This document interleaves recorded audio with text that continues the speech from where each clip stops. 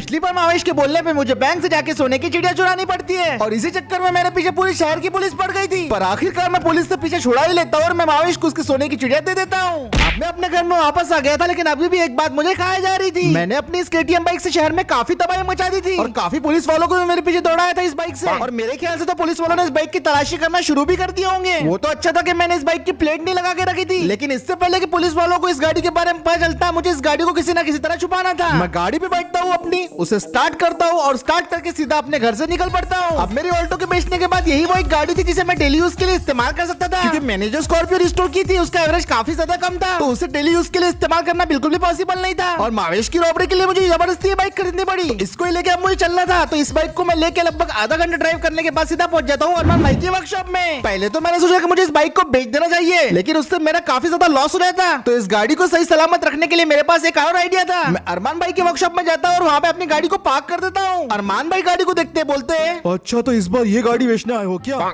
पर मैं उन्हें बोलता हूँ कि मुझे मेरी गाड़ी के सारे डेंट और स्क्रैचेस फिक्स करने हैं और मेरी गाड़ी को पूरी तरीके से रिपेंट करवाना है। ये सुन के पहले तो अरमान भाई थोड़ा सोचते हैं और उसके बाद बोलते हैं काम हो जाएगा। उसके बाद अरमान भाई मेरी गाड़ी में बैठते, उसे स्टार्ट करते और सीधा लेके चले जाते हैं डेंटिंग और पेंटिंग वर्कशॉप में। यहीं पे मेरी गाड़ी का सारा काम होने वाला था। अब इसके ऊपर पुलिस टेस्ट की वजह से जितने भी डेंट और स्क्रैचेस लगे थे वो सारे के सारे फिक्स होने वाले थे और इसका कलर भी मुझे न्यू देखने मिलने वाला था। और लगभग 4 घंटे के बाद मेरी गाड़ी की डेंटिंग और पेंटिंग पूरी तरीके से कंप्लीट हो चुकी थी। लो भाई देख लो अपनी नई गाड़ी। और उसके बाद फिर अरमान भाई अपनी डेंटिंग और पेंटिंग वर्कशॉप का शटर ओपन कर देते हैं और फिर जो चीज मेरे सामने आती है वो काफी कमाल थी। अरमान भाई ने मेरे RC90 की पूरी कलर स्कीम चेंज कर दी थी और अब वो पहले से लाख गुना बेटर लग रही थी। सारे स्क्रैचेस भी रिमूव हो गए थे और इसकी टोटल कॉस्टिंग सिर्फ 15,000 रुपए आई थी। तो मैंने फटाफट सारे पैसे उन्हें जल्दी से पेटीएम कर दिए और सारे पैसे उनके बैंक अकाउंट में आ गए थे। और अरमान भाई बोलते हैं कि अब मैं अपनी गाड़ी को लेके यहाँ से जा सकता हूँ। फिर मैं अपने बाइक की तरफ जाता हूँ जो बिल्कुल नई जैसी लग रही थी। पता नहीं क्यों पर उस पर बैठ के मुझे नई वाली फीलिंग भी आ रही थी। और उसके बाद फिर मैं अपनी गाड़ी को स्टार्ट करके अरमान भाई के वर्कशॉप का शटर ओपन करके वहाँ से निकल पड़ता हूँ। अब मुझे थोड़ी सी राहत महसूस हो रही थी, क्योंकि इस बाइक को लेके अब मैं शहर में फ्रीली कहीं पे भी घूम सकता था। कोई भी पुलिस वाला अब मुझ पे शक नहीं करने वाला था, क्योंकि मैंने जिस RC को पहले यूज किया था वो तो दूसरे कलर की थी। अब मैं जाके इस पे प्लेट भी लगवाने वाला था, लेकिन फिर मेरे दिमाग में एकदम से ख्याल आया कि अभी भी मेरे पास कोई नौकरी नहीं है। ये मावेश और रॉबरी के चक्कर में पूरी तरीके से भूल गया था कि मुझे अपने लिए अभी भी कोई नौकरी या बिजनेस खड़ा करना है। मेरा कार रेस्टोरेशन का बिजनेस बुरी तरीके से फेल हो गया था और मेरे पास अब कोई इन्वेस्टमेंट भी नहीं थी जिसके जरिए मैं अपना कोई नया बिजनेस शुरू कर सकूं। दिमाग में काफी अजीब तरीके के ख्याल आ रहे थे। कैसे अगर थोड़े बहुत पैसों का भी जुगाड़ हो जाता तो शायद मैं अपने नए बिजनेस के बारे में सोच सकता। और जब मैं यही सब बातें सोच रहा था कि इतने में मैं देखता हूँ कि अचानक से मेरे सामने वो एक जलपरा आ जाता है और बोलने लगता है, अरे बच्चे क्या तूने मुझे पहचाना?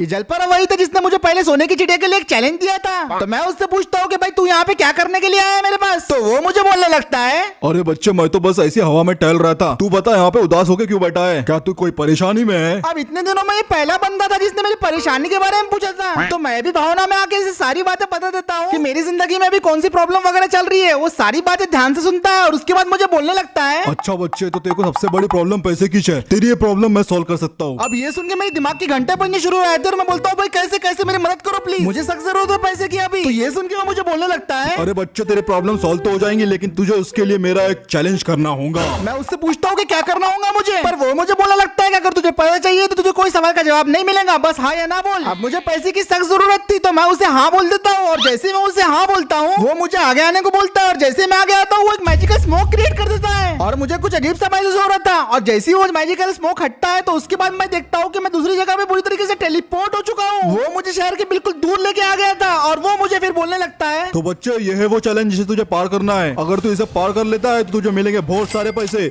लेकिन तू हार जाता है तो तेरी मौत तेरा इंतजार कर रही होंगी। और उसके बाद जैसे मैं इस चैलेंज को देखता हूँ मेरे तो होश ही उड़ जाते हैं। मैंने इससे ज्यादा अजीबोगरीब चैलेंज अपनी जिंदगी में पहले कभी नहीं देखा था। यहाँ के रैम्स तो मुझे शुरुआत से आड़े लग रहे थे। मुझे बाइक से ऐसी ऐसी चीजों को पार करना था जिस पे चलने के लिए मेरी बाइक बनी भी नहीं थी। और अगर मैं उन सारी चीजों को पार भी कर लेता तो रैम के बीच में पहली बार देख रहा था कि कुछ ऐसी चीजें रखी है जिसकी वजह से मेरी गाड़ी का बैलेंस बिगड़ सकता था। मेरी इस बार गाड़ी काफी बड़ी थी लेकिन रैम पे चलने की जगह काफी कम। कई ऐसी चीजें जैसे कि फुटबॉल मुझे बिल्कुल समझ में नहीं आई कि वो रैम के ऊपर क्या कर रही है। ये सब के बाद मेरे सामने एक पेड़ था, लेकिन मैंने नहीं सोचा था कि मेरा सबसे बड़ा डर भी इस पेड़ के आगे ही होगा। पेड़ को क्रॉस करने के बाद यहाँ पे एक नहीं, दो नहीं, तीन मेगा जंप्स थी। 3 रैम 3 मेगा जंप, और अगर मैंने ये तीनों जंप्स को सही तरीके से परफॉर्म कर लिया तो मैं जीत जाऊंगा और मेरे को मिलेंगी फिनिशिंग लाइन और बहुत सारा पैसा। पर हार गया तो सीधा पानी में जाऊंगा और बचाने वाला भी कोई नहीं होगा। अभी रैम भले ही थोड़ा खतरनाक था लेकिन पहले के मुकाबले लेंथ में काफी छोटा था, तो मुझे लगा मैं इसे इजीली क्रॉस कर जाऊंगा, लेकिन तभी जल पर एक बात बोलता है जिससे मेरी फटके हाथ में आ जाती है। अरे बच्चे एक और बात, ये रैम तुझे सिर्फ 2 मिनट और 50 सेकंड में पार करना पड़ेगा।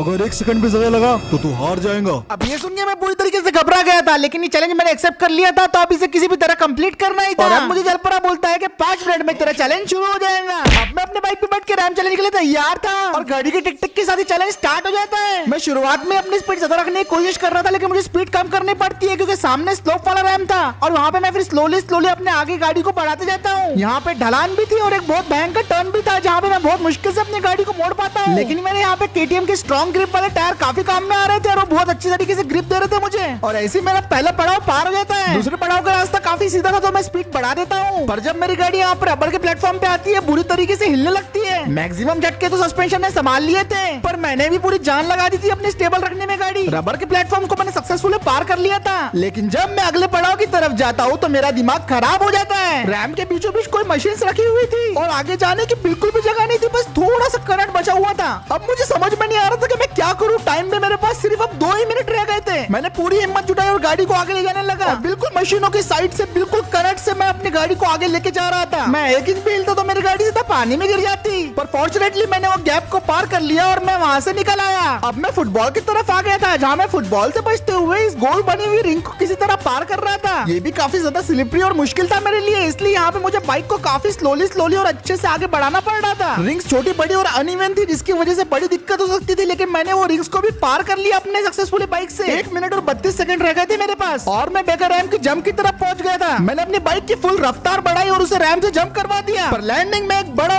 पपट हो गया। जैसे ही मेरी बाइक लैंड हुई वो बंद हो गई। मैं गाड़ी को स्टार्ट करने की पूरी कोशिश कर रहा था, लेकिन गाड़ी स्टार्ट नहीं हो रही। मैं अपने आप को सेकंड हैंड बाइक लेने के लिए कोस रहा था, भाई ये चालू ही नहीं हो रही थी। मैं कितना कोशिश कर रहा था, इतना सेल्फ मार रहा, लेकिन चालू नहीं हो रही। 1 मिनट 10 सेकंड बचे थे मेरे पास। मेरा ऐसे टाइम वेस्ट हो रहा था, लेकिन आखिरी के कुछ सेकंड में मैं जब सेल्फ मारता हूँ वो गाड़ी चालू हो जाती है और फिर मैं उसको आगे लेके फट से निकल पड़ता हूँ। पर थोड़ा सा चलने के बाद मेरे को यहाँ पे रुकना पड़ता है, क्योंकि सामने जो चीज थी, जो रैम था, वो मैं देख के शॉक हो गया था। ये रैम जमीन से उठा हुआ था, इसे पार कैसे किया जाए बिल्कुल भी समझ में नहीं आ रहा था। गैप तो इतनी बड़ी थी कि भाई वो बाइक उस पर चढ़ेंगे तो चढ़ेंगे कैसे। सिर्फ 50 सेकंड बाकी थी मेरे पास, और तभी मेरे दिमाग में एक आइडिया आता है। मैं अपनी बाइक को सबसे पहले पीछे ले जाता हूँ ताकि फुल स्पीड से जंप कर सकूं। फिर मैं बाइक का फुल पावर लगा के एक व्हीली मार देता हूँ। मुझे लगा इससे रैम पार हो जाएगा, लेकिन घपला हो जाता है। बाइक को इतना जोर का झटका लगता है कि मेरी बाइक हवा में थी। अब मैं रैम के ऊपर जरूर था, लेकिन भाई साहब मैं पानी में गिर सकता था। मैंने 100% मान लिया था कि अब जब बाइक लैंड होंगी सीधा मैं पानी में गिरने वाला हूँ, पर जब बाइक लैंड हुई मैं गलत साबित हो गया। लिटरली आखिरी कॉर्नर पे मेरे पीछे का चक्का था भाई, और इतनी सी जगह से मैं बच गया था। अब मैं शुक्र मना के आगे बढ़ने लगता हूँ। मेरे पास 30 सेकंड बचे हुए थे और मुझे 2 रैम से जंप करना था। बिना किसी देरी के मैं फुल रफ्तार से दूसरे रैम से जंप कर देता हूँ। वो मेरे लिए काफी ज्यादा सक्सेसफुल साबित होता है। लैंड होते बराबर ही मैं क्रिसमस ट्री जैसे ऑब्स्टिकल से बचता हूँ, और अब मेरे पास 20 सेकंड में नहीं थे। फिर ये 2 मशीनों के बीच से मैं अपनी बाइक को निकालता हूँ, जो काफी पेनफुल था मेरे लिए। अब सिर्फ 13 सेकंड बचे हुए थे। मैं 10वें सेकंड पे अपनी गाड़ी को जंप करवा देता हूँ मेगा रैम से। मेरी गाड़ी लगभग 4 सेकंड तक हवा में रहती है, और बिल्कुल फाइनल मोमेंट पे जब 3 सेकंड बाकी थे मेरी गाड़ी फिनिश लाइन क्रॉस कर लेती है, और इसी के साथ ये रैंप एंड होता है। मैंने इस अल्टीमेट चैलेंज को जीत लिया था, और भाई साहब मैं बता नहीं सकता था मैं कितना ज्यादा खुश था।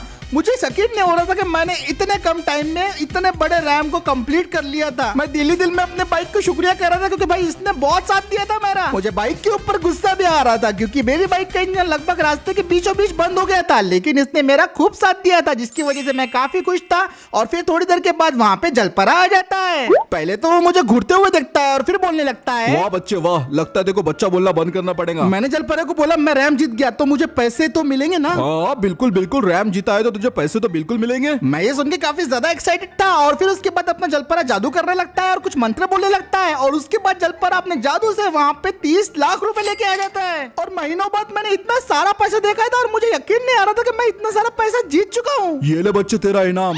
अब ले और खुश रह। मुझे बिल्कुल भी यकीन नहीं आ रहा था कि ये जलपरा ने मुझे 30 लाख रुपए दे दिए। पहले तो मुझे लगा कोई छलावा तो नहीं है, लेकिन जब मैं सोच रहा था उतने में जलपरा फिर से अपना जादू करने लगता है और मेरे आसपास एक बहुत बड़ा मैजिकल स्मोक बन जाता है। और थोड़ी देर के बाद मैं जब अपनी आंखें खोलता हूँ तो मुझे दिखता है कि मैं फिर से अपनी जगह पे वापस आ चुका हूँ जहाँ से मैंने शुरुआत किया था। मैं वापस शहर में आ गया था और उसी जगह पहुंच गया था जहाँ पे मैं सोच रहा था कि मैं अब कौन सी नौकरी करूँ। बस फर्क अब इतना था कि मेरे पास 30 लाख रुपए थे और भाई साहब फाइनली मेरी रिक्वेस्ट पूरी हो गई थी। मेरे पास इतना सारा पैसा आ गया था और अब मैं अपना नया बिजनेस शुरू कर सकता था। मैं उन सारे पैसों को अपने बाइक के ऊपर अच्छे से रख देता हूँ, जैसे पिज्जा बॉय अपने पिज्जा को रखता है बाइक पे, और फिर मैं उसके बाद अपने गाड़ी की तरफ जाता हूँ, उसके ऊपर बैठता हूँ, उसे स्टार्ट करके मैं वहाँ से निकल पड़ता हूँ अपने घर की तरफ। अब मेरे पास बहुत सारे पैसे आ गए थे। तो आप दोस्तों कमेंट करके बताओ कि अब मैं ऐसा कौन सा बिजनेस शुरू करूं जिससे मुझे प्रॉफिट ही प्रॉफिट हो और कोई रिस्क वगैरह ना हो। और आज तो ये राम चैलेंज करके मजा ही आ गया। तो फिर आज का वीडियो यही खत्म करते हैं दोस्तों। अगर आपको वीडियो पसंद आया तो लाइक करो, शेयर करो, चैनल को पहली बार देख रहे हो तो सब्सक्राइब भी जरूर कर देना और मैं मिलता हूँ आपसे अगले वीडियो में।